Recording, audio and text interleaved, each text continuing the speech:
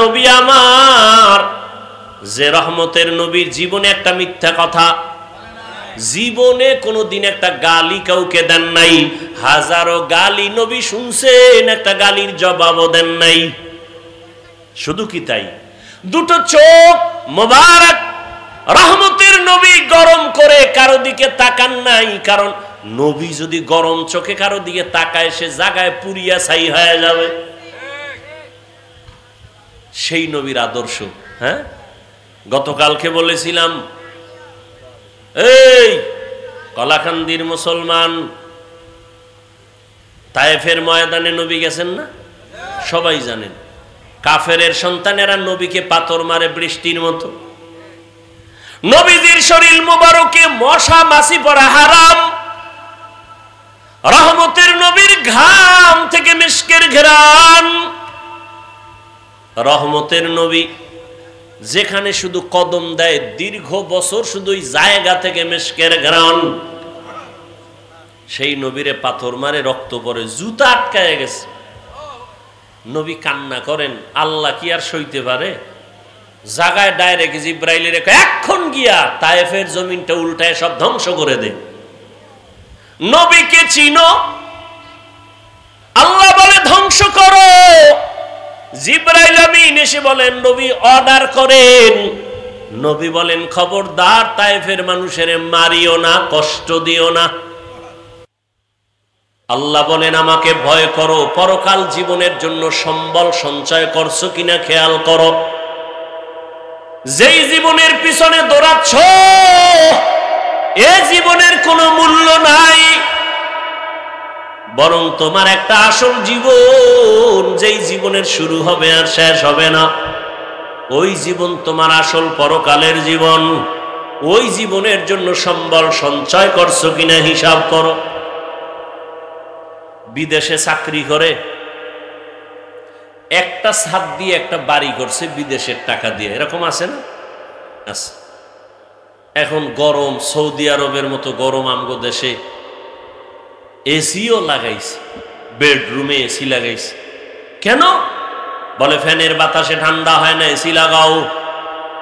AC লাগাইয়া বেডরুমের সব ভেন্টিলেটর গুলো কাগজ দিয়ে আটকাইছে, ছিদ্র সব বন্ধ। কয় কেন? বাহিরের বাতাস ঢুকলে আরামে ঘুমাইতে পারবো না, গরম হাওয়া বন্ধ করতে হবে, বাহির থেকে যেন কিছু ঢুকতে না পারে। যেই রুমটাকে তুমি সাজাইলা এসি দিয়া, ছিদ্রগুলো বন্ধ করলা, ওই ঘরে থাকার গ্যারান্টি কত বছর বলেন? 100 বছর। আহ, মরণ থেকে যতই পালাও মরণ তোমায় নিবে ঘিরি। যদিও সুদূর আকাশ পানে লুকাও সেথায় লাগিয়ে সিঁড়ি। ধরলাম মুহাম্মদের উম্মতের হায়াতে গড় হায়াত হলো 60 থেকে 70-এর মাঝে গড় হায়াত। ধরে নিলাম 70 বছর আপনি বাঁচবেন।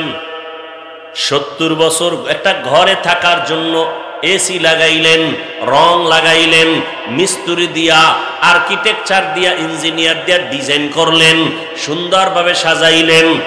60-70 বছর থাকার ঘর এসি লাগাইয়া সব ছিদ্রগুলো বন্ধ করে দিলেন।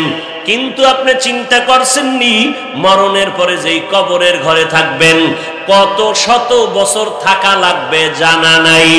ওই কবরের ভেতরে বিভিন্ন ছিদ্র দিয়া সাপ, ওই কবরে যদি গুনাহ দিয়া যাও ওই কবরের মধ্যে ছিদ্র দিয়া আগুন ঢুকবে, জাহান্নামের আগুন।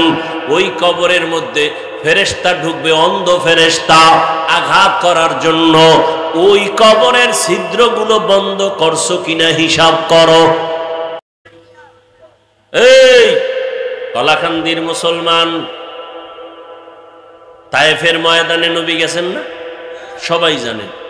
কাফেরের সন্তানেরা নবীকে পাথর মারে বৃষ্টির মতো।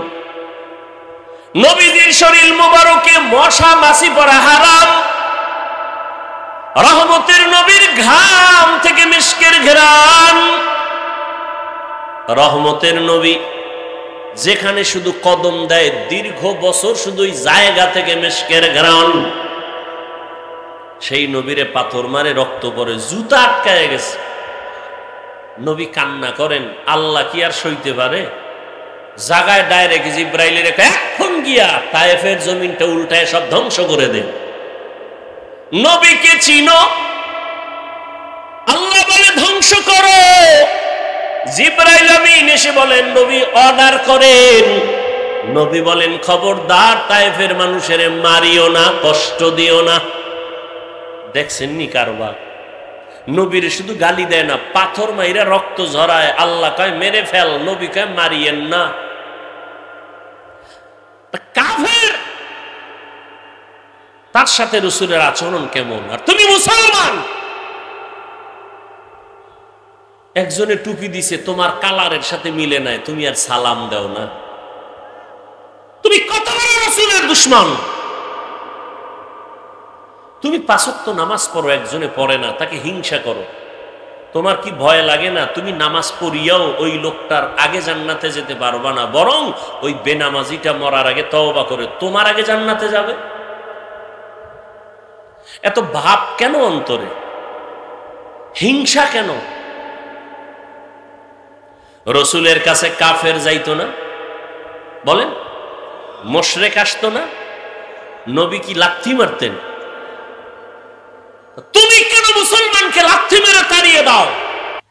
কারণ কি? একজনে দাঁড়াইয়া নবীরে সালাম দেয় না, তুমি তাকে পার্টিশন করে দিলা যে না, এর সাথে সালাম কালাম নাই। তুমি রসুলের থেকে বেশি বুঝো। তোমাকে আদর্শ শিক্ষা কে দিয়েছে?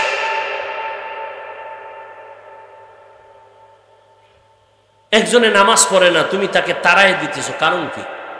তাড়ায় দিছো কয়দিন, আর ভোর রাত্রে তাহাজ্জুদ পইরা তার জন্য দোয়া করছো কয়দিন? হিসাব দিতে হবে রসুলের দরবারে, রেডি থাকো। মুসলমান ভাইকে তাড়ায় দাও। আর ফিলিস্তিনে মুসলমান পাগলের মতো হয়ে গেছে। কিছুদিন আগে খানা ছিল, এখন কিচ্ছু নেই, পানি নাই, খানা নাই, মাও কাঁদে, বাবা কাঁদে, সন্তান কাঁদে। আর তুমি মুসলমানকে তাড়ায় দেওয়ার কিছু পশু চরিত্রের মানুষ সোনার বাংলায় বয়ে বয়ে কয় ফিলিস্তিনে মানুষ মরলে আমগো চিল্লাইলে লাভ কি?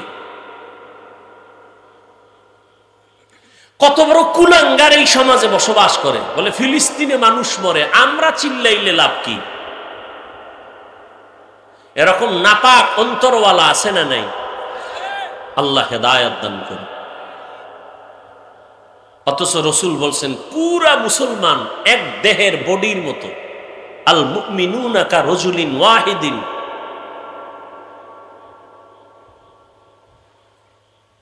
বাস্তব কথা বলি বাবা, সহজে বুঝাবার চেষ্টা করি। সাথে তুলনা দিছেন, দুনিয়ার কোনো মূল্য নাই। অন্য হাদিসে নবী বলেন একটা মশার ডানার দাম আছে আল্লাহর কাছে, দুনিয়ার দাম। এই কথা যদি নবী বলেই থাকেন, অবশ্যই বলেছেন, তাহলে দুনিয়াতে আল্লাহ পাঠাইলেন কেন?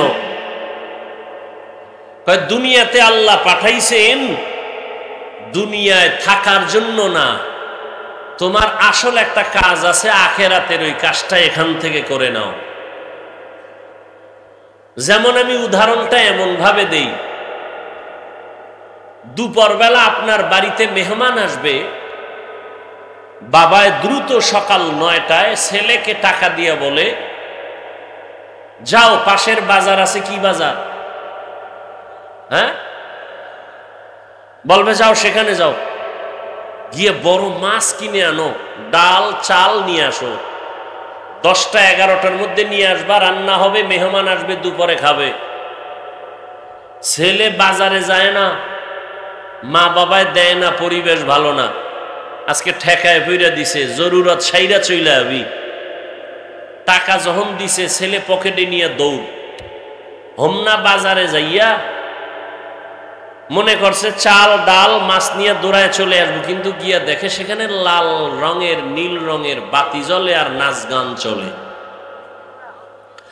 ওই সুন্দর নাচ গান দেখে দাঁড়ায় দেখতেছে, কি সুন্দর বাতি জ্বলতেছে, নাচতেছে, ঢোলের আওয়াজ, হারমোনিয়ামের আওয়াজ, একতারার আওয়াজ, খুব মজাই তো লাগে।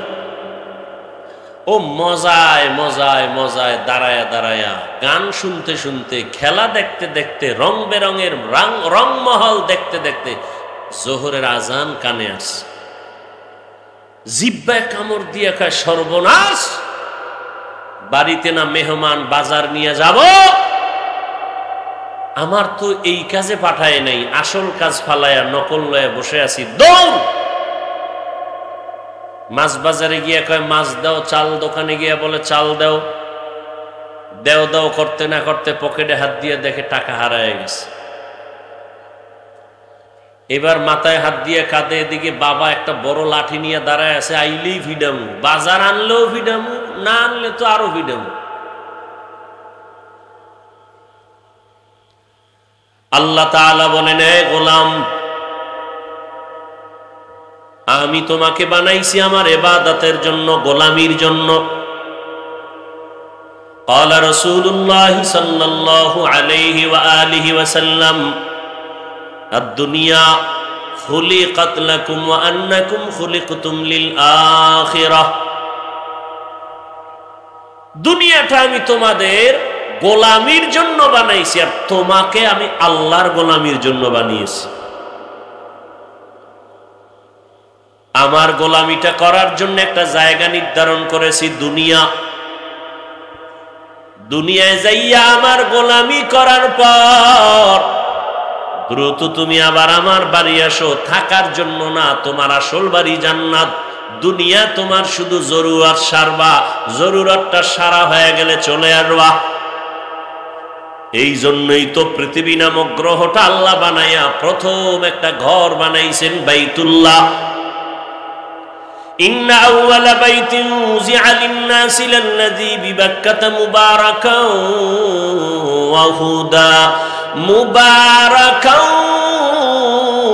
وهدى للعالمين।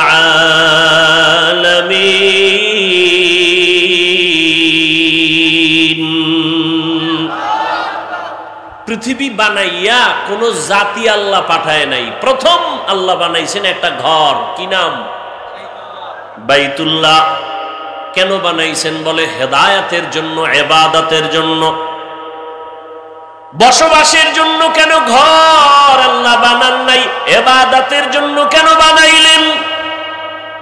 এর একমাত্র কারণ, দুনিয়াতে এই জমিনের আসল বাসিন্দা হবে মানুষ, আর এই মানুষকে আল্লাহ বানাইছেন, বানাবেন ইবাদত করার জন্য। আর ইবাদত করার জন্য যেহেতু মানুষ পাঠাবেন, এজন্য ইবাদতের ঘর আগে আল্লাহ বানায় দিয়েছেন। দুনিয়াতে মানুষ করবে আল্লাহর ইবাদত, আর বসবাসের জন্য আল্লাহ বানায় রাখছেন পরকালে জান্নাত। ইবাদত কইরা মরলে আজরাইল আসার আগে আল্লাহ যেই জান্নাত দিবে, তোমাকে সে জান্নাতের ছবিটা দেখায় দিবেন। এই জন্য নেক আমলওয়ালাদের জান কবজের সময় দেখবেন হাসি হাসি অবস্থায় যায়, ও চোখে তাকায় তার জান্নাতের ছবি দেখতে পায়। আর গুনাহগারের জন্য যে জাহান্নাম, আল্লাহ পাক ওই জাহান্নামের ছবিটাও গুনাহগারের সামনে ধরে রাখে, দেখ তোর মরার পরেই জাহান্নাম তোর জন্য রেডি। কোরআন হাদিসে জান্নাত জাহান্নামের বয়ান আছে তো, না আমরা বানায় বলতেছি? ও শিক্ষিত বাবারা, নবীজির মোহাব্বতে দাঁড়িয়ে রাখছি, টুপি পরছি, নামাজ পড়ি, পর্দা করি, হালাল খাই, মাদ্রাসায় লেখাপড়া করেছি, সরকারি কোনো সার্টিফিকেট নাই, সরকারি ভাবে কোনো চাকরি নাই। এই আমি একা, হ্যাঁ, হাজার হাজার লাখো লাখো মাদ্রাসার ছাত্ররা, বিশেষ করে কওমি মাদ্রাসার সন্তান, চাকরি নাই, সরকারি সার্টিফিকেট নাই। মহামারী করোনায় স্কুল বন্ধ, কলেজ বন্ধ, চাকরি বন্ধ, ব্যবসা বন্ধ, ফ্যাক্টরি বন্ধ, গাড়ি বন্ধ। হুজুরেরা মইরা গেছে না খাইয়া, হ্যাঁ? বড় ইতিহাস। মহামারী করোনায় তাকায় দেখ, সবার মাথা নষ্ট, কিন্তু একজন কোরআন ওয়ালাও না খাইয়া মরে নাই। সত্য কথাটা স্বীকার করেন, মানেন আর না মানেন। বাবারে করোনায় ধরিয়েই ফেলছে, কুলাঙ্গার শিক্ষিত দুইটা সন্তান বাবার কাছে যায় না, করোনা। ওরা ট্রিপল মাস্ক লাগায় ঘরের দরজা লাগায় বসে আছে। এলাকার গরিব লোকের কয় লাশটা টান দিয়া রাস্তায় ফেলে দে, টাকা দিয়ে দেব। কিছু টাকার লোভে লাশ টেনে রাস্তায় ফেলে আসলো। বাপ মা করোনায় মরতেছে, ছেলে যায় না, জানাজাও হইল কিনা দেখে না, মরার ভয়ে করোনা। মনে আছে? সেই সময় আমার দেশের শত শত করোনার লাশ আমার মতো টুপিওয়ালারা কাঁধের মধ্যে নিয়া গোসল করাইয়া, কাফন পড়াইয়া, জানাজা পড়াইয়া কবরে রাখছেন হুজুরেরা। একজন হুজুরেও করোনাই মরে নাই। আর ট্রিপল মাস্ক ওয়ালারা কেউ মরে নাই। হ্যাঁ, ওই সময় পুলিশ কয় মাস্ক লাগা, দোকানে কয় নো মাস্ক নো সার্ভিস। যখন করোনা গেছি গা, সব স্বাস্থ্য বিজ্ঞানীরা কয় মাস্ক পরলে অসুস্থরও বেশি হয়। কেন? তোমার শরীরের ভেতর থেকে যে নিঃশ্বাসটা বের হয় এটা দূষিত, এটাকে ছেড়ে দাও। গাছপালার হাওয়া তোমার ভেতরে নাও। যারা মাস্ক পরে এদের তো নিঃশ্বাসটা বের হয় আবার ভিতরেই যায়। দেখছেননি কেমন ভুলে ভরা জিন্দিগিতে আমরা বসে আছি। আরে মিয়া, মাস্ক তোমাকে সিকিউরিটি দিবে, তো মাস্ক ওয়ালারা মরলো কেন? ডাক্তার রোগীর চিকিৎসা করে সুস্থ বানায়, তার মানে কি ডাক্তার মরবে না? কি আসল কথা? কি আসল কথা? সব কুদরত কার?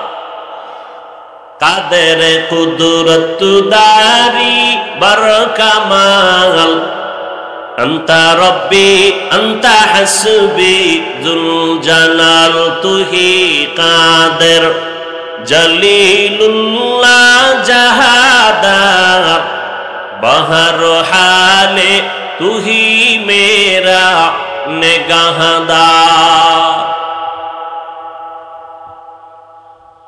ভাইরা আমার,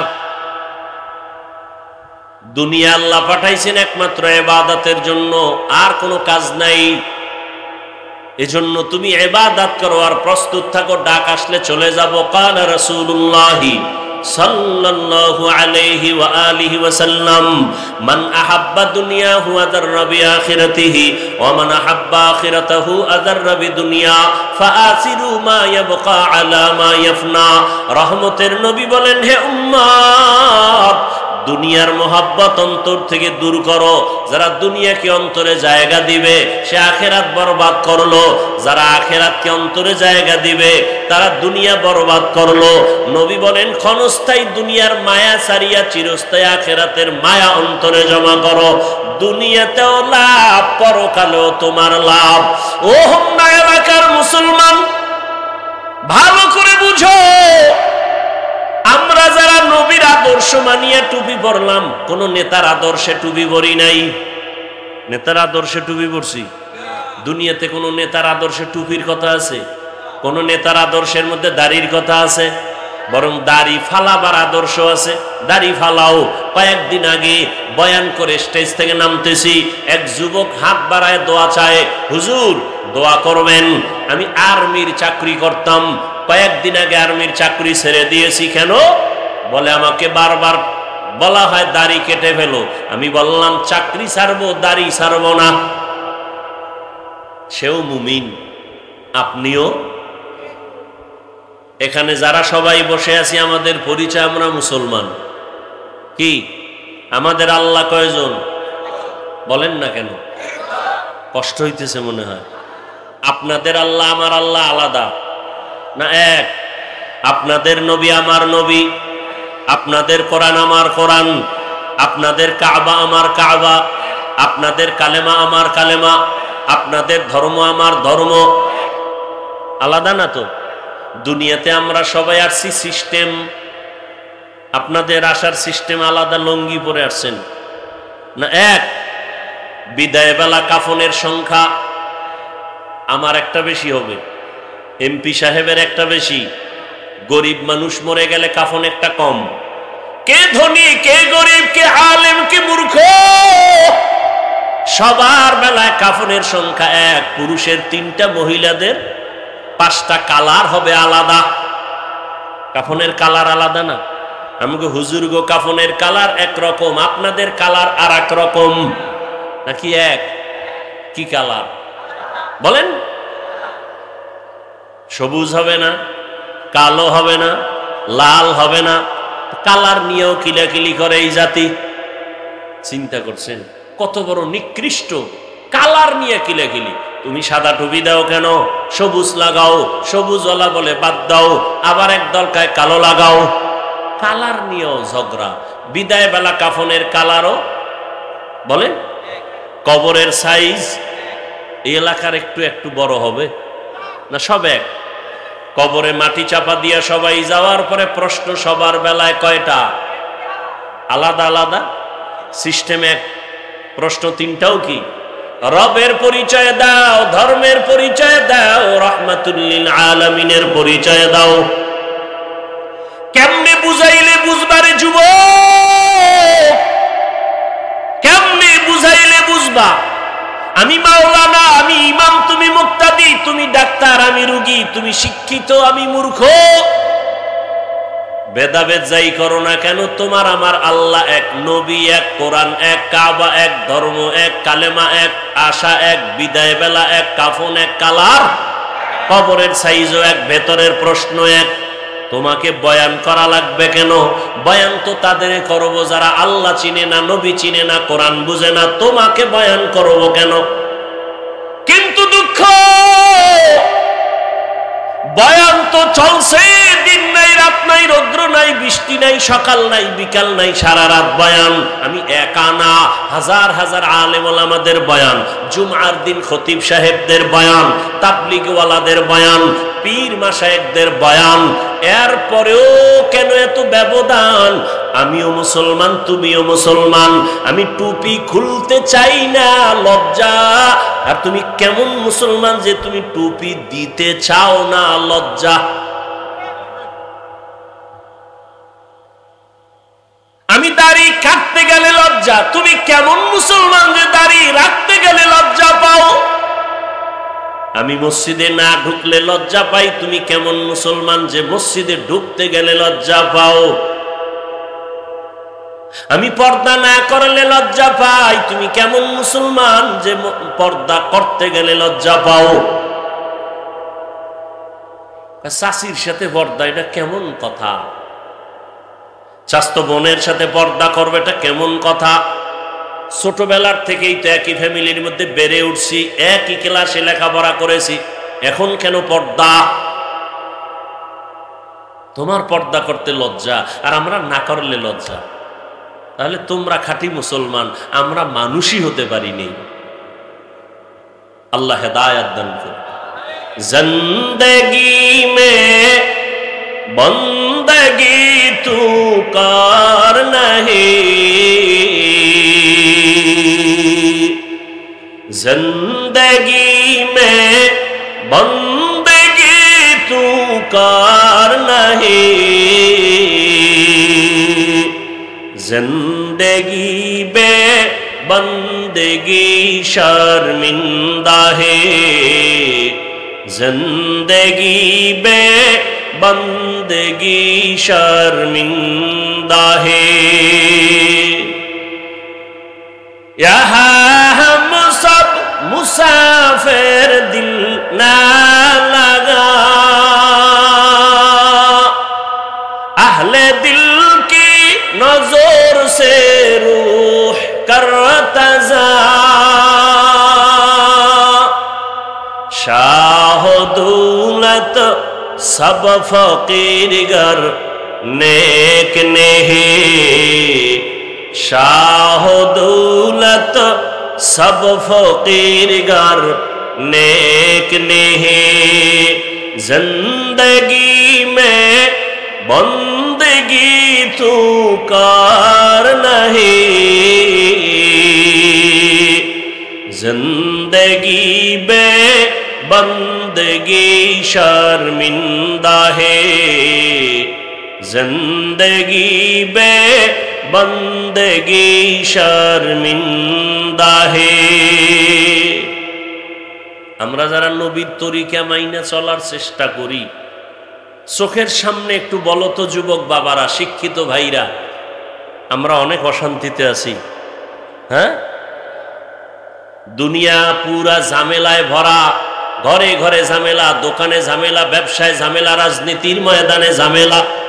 এত ঝামেলার মাঝে আল্লাহর কসম, কোরআনওয়ালা নবীর আদর্শওয়ালারা এখনো সবার উপরে সম্মানে আছেন, এখনো আছেন, আজও আছেন।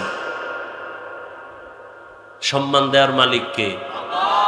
চোখের সামনে আমরা আল্লাহর রসুলের আদর্শ মানার কারণে সম্মান কমছে, না খায় মরে গেছি। তা চোখের সামনে দেখে আপনি রসুলের আদর্শ নেন না কেন? ও কালাকান্দির মুসলমান, নবীর আদর্শ নেও না কেন? নবীর থেকে ভালো আদর্শ আর কারো কাছে আসেনি বলো? হ্যাঁ, থাকলে বলো, আমি নবীরটা বাদ দিয়ে তারটা নিব। নবীজির থেকে আরো দামি আদর্শ শেখ মুজিবুর রহমান সাহেবের মধ্যে আছে। যদি কেউ চ্যালেঞ্জ দিয়ে বলতে পারো আমি নবীজিরটা বাদ দিয়া শেখ সাহেবেরটা নিব, ভালো করে বুঝো।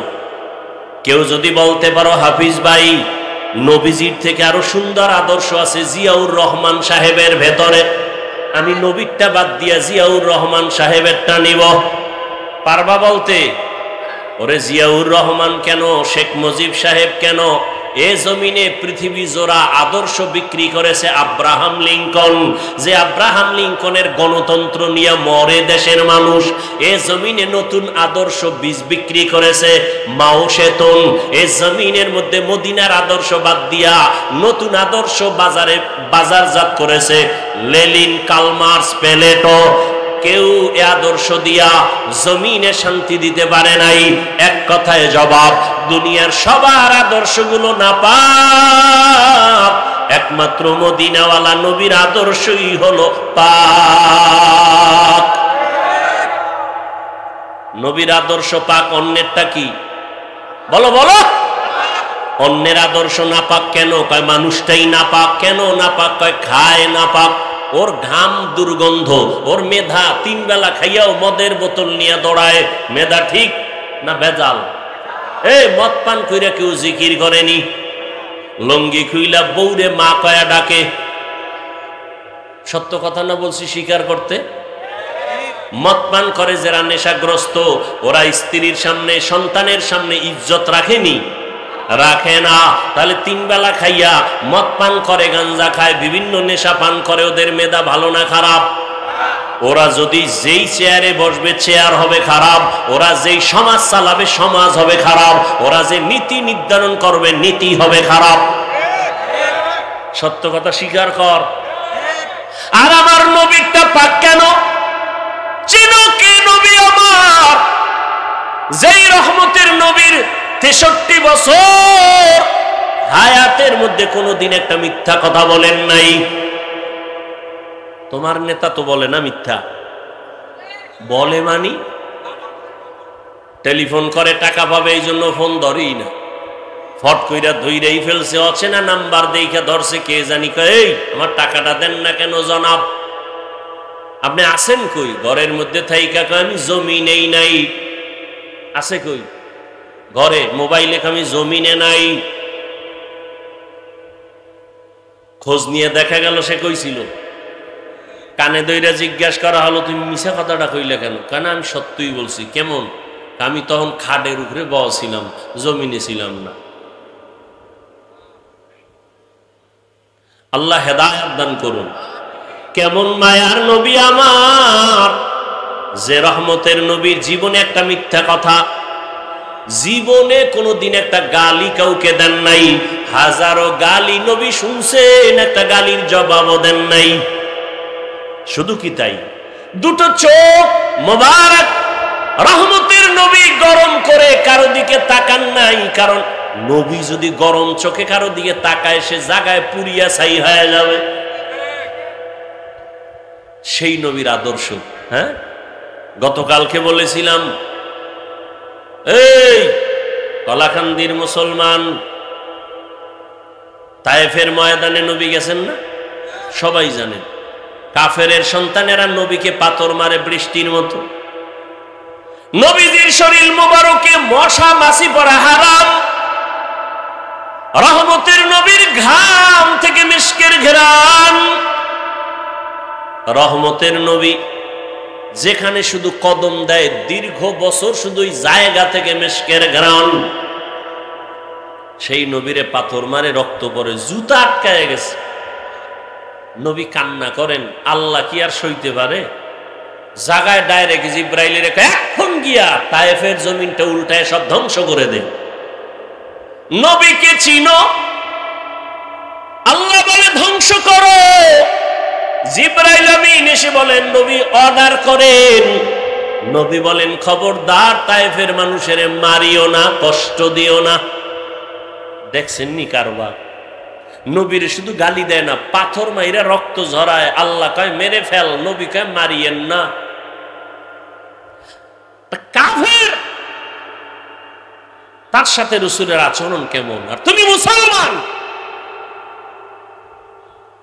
একজনে টুপি দিছে তোমার কালারের সাথে মিলে নাই, তুমি আর সালাম দাও না। তুমি কত বড় রাসূলের দুশমন। তুমি ৫ ওয়াক্ত নামাজ পড়ো, একজনে পড়ে না, তাকে হিংসা করো। তোমার কি ভয় লাগে না? তুমি নামাজ পড়িয়াও ওই লোকটার আগে জান্নাতে যেতে পারবা না, বরং ওই বেনামাজিটা মরার আগে তওবা করে তোমার আগে জান্নাতে যাবে। এত ভাব কেন অন্তরে? হিংসা কেন? রসুলের কাছে কাফের যাইতো না? বলেন, মুশরিক আসতো না? নবী কি লাথি মারতেন? তুমি কেন মুসলমানকে লাথি মেরে তাড়িয়ে দাও? কারণ কি? একজনে দাঁড়াইয়া নবীরে সালাম দেয় না, তুমি তাকে পার্টিশন করে দিলা যে না এর সাথে সালাম কালাম নাই। তুমি রসুলের থেকে বেশি বুঝো। তোমাকে আদর্শ শিক্ষা কে দিয়েছে?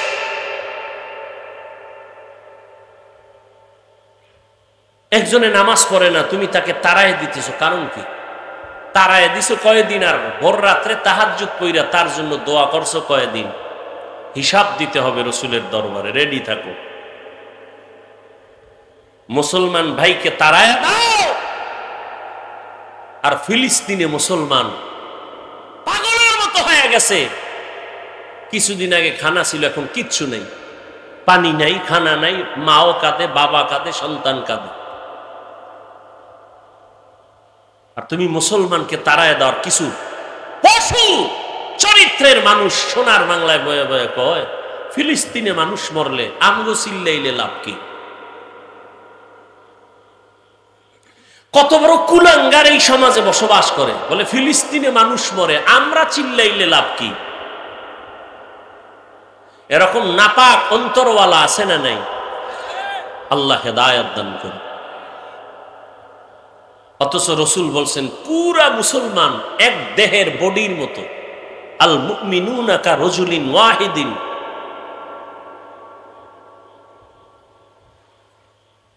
বাস্তব কথা বলি বাবা, সহজে বুঝাবার চেষ্টা করি। আল্লাহ বলেন আমাকে ভয় করো, পরকাল জীবনের জন্য সম্বল সঞ্চয় করছো কিনা খেয়াল করো। যেই জীবনের পিছনে দৌড়াচ্ছ এ জীবনের কোনো মূল্য নাই, বরং তোমার একটা আসল জীবন, যেই জীবনের শুরু হবে আর শেষ হবে না, ওই জীবন তোমার আসল পরকালের জীবন। ওই জীবনের জন্য সম্বল সঞ্চয় করছো কিনা হিসাব করো। বিদেশে চাকরি করে একটা ছাদ দিয়ে একটা বাড়ি করছে বিদেশের টাকা দিয়ে, এরকম আছে না? আচ্ছা, এখন গরম, সৌদি আরবের মতো গরম আমগো দেশে এসিও লাগাইছে, বেডরুমে এসি লাগাইছে। কেন? বলে ফ্যানের বাতাসে ঠান্ডা হয় না, এসি লাগাও। এসি লাগাইয়া বেডরুমের সব ভেন্টিলেটর গুলো কাগজ দিয়ে আটকাইছে, ছিদ্র সব বন্ধ। কয় কেন? বাহিরের বাতাস ঢুকলে আরামে ঘুমাইতে পারবো না, গরম হাওয়া বন্ধ করতে হবে, বাহির থেকে যেন কিছু ঢুকতে না পারে। যেই রুমটাকে তুমি সাজাইলা এসি দিয়া, ছিদ্রগুলো বন্ধ করলা, ওই ঘরে থাকার গ্যারান্টি কত বছর বলেন? 100 বছর। আহ, মরণ থেকে যতই পালাও, মরণ তোমায় নিবে ঘিরি। যদিও সুদূর আকাশ পানে লুকাও, সেথায় লাগিয়ে সিঁড়ি। ধরলাম মুহাম্মদের উম্মতের হায়াত, গড় হায়াত হলো 60 থেকে 70-এর মাঝে। গড় হায়াত ধরে নিলাম 70 বছর আপনি বাঁচবেন। 70 বছর একটা ঘরে থাকার জন্য এসি লাগাইলেন, রং লাগাইলেন, মিস্ত্রি দিয়া, আর্কিটেকচার দিয়া, ইঞ্জিনিয়ার দিয়া ডিজাইন করলেন, সুন্দরভাবে সাজাইলেন। 60-70 বছর থাকার ঘর, এসি লাগাইয়া সব ছিদ্রগুলো বন্ধ করে দিলেন। কিন্তু আপনি চিন্তা করছেননি মরণের পরে যেই কবরের ঘরে থাকবেন কত শত বছর থাকা লাগবে জানা নাই। ওই কবরের ভেতরে বিভিন্ন ছিদ্র দিয়া সাপ, ওই কবরে যদি গুনাহ দিয়া যাও, ওই কবরের মধ্যে ছিদ্র দিয়া আগুন ঢুকবে, জাহান্নামের আগুন। ওই কবরের মধ্যে ফেরেশতা ঢুকবে, অন্ধ ফেরেশতা, আঘাত করার জন্য। ওই কবরের ছিদ্রগুলো বন্ধ করছো কিনা হিসাব করো। এর নবীর আশিক, আমি যে এতক্ষণ বয়ান করি একবারও কিন্তু বলি নাই ও হোমনার কলাকান্দির মুসলমান, তওবা করিয়া কালকে থেকে একটা গাট্টি লইয়া তাবলিগে যাও। বলছি? আমার মতো টুপি লাগাইয়া, দাড়ি লাগাইয়া, 22 পাগড়িওয়ালা হুজুর হও। বলছি? আগামী কালকে থেকে আমি কওমি মাদ্রাসার সন্তান, তোমরাও কওমি মাদ্রাসায় যাও বলি নাই। আমার মতো পাঁচকল্লি লাগাও বলি নাই। স্কুল কলেজে পড়ুয়ারা মাদ্রাসায় যাও, কলেজে তালা লাগাও বলছি? বলি নাই। ও যুবক, কেন আমি হুজুর বানাইতে আসি নাই রে বাবা, বরং আমি সহজভাবে মানুষকে বুঝাবার চেষ্টা করি। স্কুলে পড়ো আলহামদুলিল্লাহ, কলেজে পড়ো বাধা নাই, চাকরি করো বাধা নাই, ব্যবসা করো বাধা নাই। আমি শুধু এতটুকু বুঝাইতে চাই, ব্যবসা কইরা কিভাবে জান্নাত পাইবা সেই পথটা দেখায়া যায়। স্কুল কলেজে পড়িরা জেনারেল লাইনে থাকিয়া কেমনে জান্নাত পাইবা সেই পরামর্শ দিতে চাই। পাগড়ি লাগাবার কথা আমি বলবো না, তোমার ঈমান যদি বলে তুমি তখন লাগাবা। আমি তোমাকে পাঁচকল্লির কথা বলবো না, চরমনাই যাও, উজানি যাও, তাও বাধ্য করে বলবো না। ঈমান যদি তোমার একবার টান দেয় তখন তুমি চলে যাবা। বাকি আমি বলবো তুমি ডাক্তার হও, ইঞ্জিনিয়ার হও, প্রফেসর হও, তবে আদর্শবান মানুষ হইয়া চলো। আদর্শবান ডাক্তার হও, আদর্শবান ইঞ্জিনিয়ার হও, আদর্শবান প্রফেসর হও। এবার একটু বাস্তবে তোমার নজরে ধরায় দেই। যুবক বাবারা জবাব দাও, তোমার মতো যুবক জীবনে মাদ্রাসায় পড়ে নাই, জেনারেল লাইনে, বাংলা লাইনে পড়ুয়া, তোমার মতো সন্তান স্কুল কলেজে পড়িয়াও 5 বেলার নামাজ পড়ে, সত্য কথা বলো আসেনি? আর বয়ানের দরকার নাই, তোমার জীবনের এটাই শেষ বয়ান। বলো তুমি কেন পারো না? আর কোন বয়ানের দরকার আছে? তোমার মতো যুবক র‍্যাব, আর্মি, পুলিশ, বিডিআর এর চাকরি করে 5 ওয়াক্ত নামাজি নাই, বলো বাবা তোমার পায়ে হাত রেখে বলছি তুমি কেন পারবা না? তোমার মতো কত বাংলা লাইনের সন্তান ওসি, ডিসি, এসপি 5 ওয়াক্ত নামাজ পড়ে, অভাব নাই, বলো তুমি কেন পারো না? তোমার মতো সন্তানেরা রাস্তায় গাড়ি চালায়, ড্রাইভারি করে, নামাজ ছাড়ে না, বলো বাবা তোমাকে আল্লাহ বিবেক দিছে, বলো তুমি পারো না কেন? তোমার মতো জেনারেল লাইনের মানুষ দেখো নদীর মধ্যে মাছ ধরে, যুবক নামাজ ছাড়ে না, বলো তুমি কেন পারো না? জমিনের মধ্যে কৃষি কাজ করে, তোমার মতো যুবক কাজ করে, নামাজ ছাড়ে না, গামছা বিছাইয়া এরপরে নামাজ পড়ে, বলো তুমি কেন পারো না? ও বুড়া বাবারা, আপনার মতো কত বুড়ারা হাতের মধ্যে লাঠি নিয়া মসজিদে গিয়া 5 বেলার নামাজ পড়ে, বলেন আপনারা কেন পারেন না? ও পর্দার আড়ালের আম্মা জানেরা, বোনেরা, আপনার মতো কত মা, কত বোন এখনো আছে, এই এলাকায়ও আছে, পর্দা করে নামাজ পড়ে। নাই এরকম মহিলা? এই পর্দার আড়ালের আম্মা জানেরা, আপনার হোমনা বাজারে না গেলে ভালো লাগে না, আপনার গৌরীপুর মার্কেটে না গেলে ভালো লাগে না। আপনার মতো কত মা এখনো আছে বেপর্দায় চলে না, স্বামীর মাল খেয়ানত করে না। আবার কত আম্মা জান আছে স্বামী বিদেশ থেকে টাকা পাঠায়, সব বয়ফ্রেন্ড আর গার্লফ্রেন্ড নিয়ে আড্ডা করে স্বামীর মাল নষ্ট করে। এমন আল্লাহর দুশ্মন নারী আছে না নাই? তোমার বাবারটা দিয়া বাহাদুরি দেখাইতে পারো না, স্বামীর মাল নষ্ট করো কেন? কপাল বড় খারাপ। ও পর্দার আড়ালের আম্মা জান, আপনার মতো কত মা যদি এখনো পর্দা করে, স্বামীর মাল হেফাজত করে, 5 ওয়াক্ত নামাজ পড়ে, বেপর্দায় চলে না, মোবাইলে সময় নষ্ট করে না, ও আম্মা জানেরা আপনারা কেন পারবেন না? ও পর্দার আড়ালের বোনেরা, তোমার মতো কত বোন স্কুল কলেজে পড়িয়াও পর্দা করে, সময় মতো নামাজ পড়ে, আড্ডা দেয় না, গুনার সাগরে যায় না, মোবাইলে সময় নষ্ট করে না। সত্য বলে, এমন মেয়ে আছে না নাই? এর যুবক কয়দিন আর গুনাহ করবি? শখে শখে করছো না, মনে শখ লাগছে একটু পার্কে গেলে জানি কত মজা, গেছো না? আর কত বছর ওই আকাম করলে শখ মিটবে বল, এবং বাঁচবি কতদিন, হায়াত কত বল? জীবনে তো গুনাহ কম করো নাই, মনে শখ লাগছে, সারা রাত মোবাইলে গুনাহ করবি, করেছো, এখনো কি তওবা করবি না? মনে চাইছে মেয়েদের নিয়ে আড্ডা দিবি, পার্কে পার্কে ঘুরবি, কম ঘুরো নাই বল, আর কত জীবন ভর এমন করবি, তওবা কি করবি না? ও আমার কলিজার যুবক, মনে চাইছে নামাজ পড়বা না, পড়ো নাই, এই অন্যায় কতবার করবা? বলো তোমার শখ কি এখনো মিটে নাই?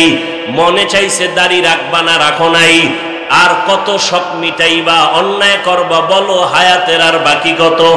মনেরে বুঝাও, স্কুলে পড়ি, কলেজে পড়ি, কোনো বাধা নাই, তবে আমার মতো যুবক যদি জেনারেল লাইনে থাইকা নামাজি হয়, দাড়িওয়ালা হয়, আমি কেন পারবো না?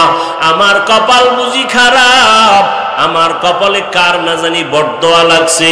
ডাক্তার হইও, যুবকের জন্যই বললাম, আদর্শবান ডাক্তার হইও, দেখবা শুধু হোমনা না, পুরা দেশে তোমার সুনাম উপরে যাবে, মাথায় নিয়ে তোমাকে সবাই দৌড়াবে, তোমার ইজ্জত বেড়ে যাবে। যদি 3 জায়গা থেকে দোয়া নিয়ে চলতে পারো, মা বাবার দোয়া, শিক্ষকের দোয়া, ওলামায়ে কেরাম মুরব্বীদের দোয়া, এই 3 জায়গায় দোয়া নিয়ে যদি চলো, ডাক্তার হলেও সফল জীবন, ইঞ্জিনিয়ার হলেও সফল জীবন। আর যদি বেয়াদবি করো, ডাক্তার হইয়াও তাসলিমার মতো জুতার বাড়ি খেয়ে পালাইতে হবে। ও ডাক্তার হইয়াও কি নাই, শান্তি নাই। প্রফেসর হইয়া লাভ কি? যদি আহমদ শরীফের মতো হইয়া যাও, তাহলে কপালে জুতার বাড়ি। এজন্য আদর্শবান ইঞ্জিনিয়ার হইও। আর আদর্শবান ইঞ্জিনিয়ার হইতে গেলে মদিনার নবীর আদর্শ থেকে আর ভালো আদর্শ কারো কাছে নাই। তবে দোয়া লাগবে, কারণ নিজের বাহাদুরিতে চলা যাবে না। 1 নম্বরে মা বাবার দোয়া, দ্বিতীয় শিক্ষকের দোয়া, তৃতীয় উলামায়ে কেরাম মুরব্বীদের দোয়া। এই 3 দোয়া নিয়ে যদি আগায় যাও, মরার আগে যদি থাকো, সম্মান সবার উপরে, মরিয়া গেল তোমার সুনাম। কাজী নজরুল, কবি নজরুলের ইতিহাস পড়ো, কত গর্ব করো, অথচ কবি নজরুলের চেহারাও দেখো নাই, বাড়ি দেখো নাই, মা বাবা দেখো নাই, অথচ তাদের নামের সুনাম কত। তোমার মতো যদি মা বাবার সাথে অন্যায় করত, মোবাইলে সারা রাত গুনাহ করত, জীবনে কবি নজরুল হতে পারত না। তোমার চোখের সামনে তোমার লাইনের যুবক, ভালো লাইনের আদর্শওয়ালা নাই? আর কোনো ওয়াজের দরকার নাই। কি শুনবা ওয়াজ? শুধু এই ওয়াজটা অন্তরে ঢুকাও যে আমার মতো যুবক যদি স্কুল কলেজে পড়িয়া নবীর আদর্শ মেনে চলে, আমি পারি না কেন? কয়দিন আর হায়াত? এমন একটা দিন নেই, দেখো না বিমানে সব শেষ। রাস্তায় বের হইবা, জীবন নিয়ে ঘরে আসা যাবে না, এমন কোন দিন নাই। আর যুবকের লাশের খবর নাই। ঘুমের বিছানায় যুবকের লাশ, পানির নিচে যুবকের লাশ। হঠাৎ বুকে ব্যথা, হঠাৎ নাই। মরণ ফাঁদ, মরণ মরণ ফাঁদ। হাতের মধ্যে লয়ে ঘুরে কি? মোবাইল। এটা মরণ অস্ত্র, ইনডাইরেক্ট মরণ অস্ত্র। তোর কিডনি, শরীরের সব ধ্বংস করে দিবে মোবাইল। এটা ইনডাইরেক্ট মরণ অস্ত্র। আর একটা আছে ডাইরেক্ট মরণ অস্ত্র, যুবকের বাইক। আসেনি কি? বুঝনি? বুঝো যুবক কি বলছি? বাইক। ওটা ডাইরেক্ট মরণ ফাঁদ। ওটার উপরে উঠলেই শরীরে খালি আগুন। পিছনে যদি বিপরীত পার্স থাকে তো আরো আগুন। ঠিক নেই?